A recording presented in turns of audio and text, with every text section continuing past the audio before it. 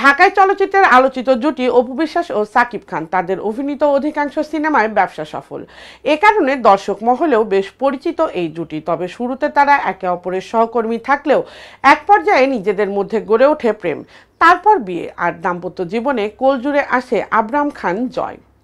বিয়ে ও সন্তানের কথা প্রকাশ্যে আসার পর ভাঙনের সুর বাজতে থাকে তাদের সংসারে। এক পর্যায়ে ডিভোর্স হয় তাদের। দুজন দুদিকে পথ চলতে থাকলেও সম্প্রতি এই নায়িকাকে বেশ ইতিবাচক দেখা যায় স্বামী সাকিব খানের ব্যাপারে।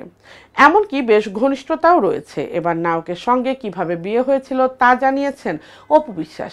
সম্প্রতি একটি গণমাধ্যমে এসে ব্যক্তিগত জীবন নিয়ে কথা বলেছেন অপু বিশ্বাস। তিনি বলেন, মা কখনোই নায়িকা ভাবেননি আমায়।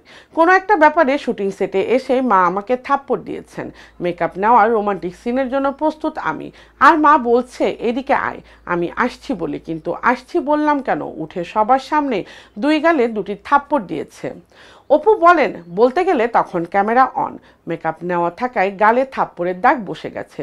সেটে উপস্থিত সবাই বলছিল, আন্টি কি হয়েছে? সিনেমার নাম ছিল তোমার জন্য মরতে পারি। সবার সামনে একে তো লজ্জা, আবার মারের ব্যথা। তৃতীয়, যাকে পছন্দ করি তার সামনেও ছোট হলাম। এসব হচ্ছে বিয়ের আগের ঘটনা, আর এসব ব্যাপার থেকে বিয়ে আমাদের।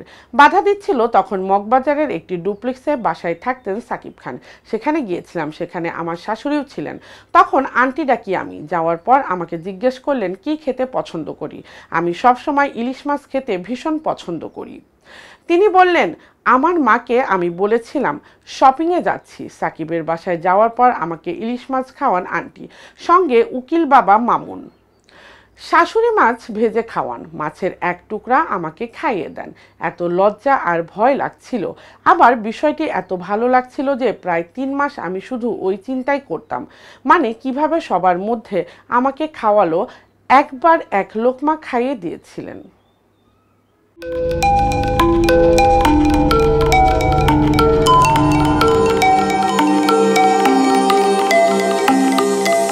টেক টিভি, দেশ ও দশের কথা বলে।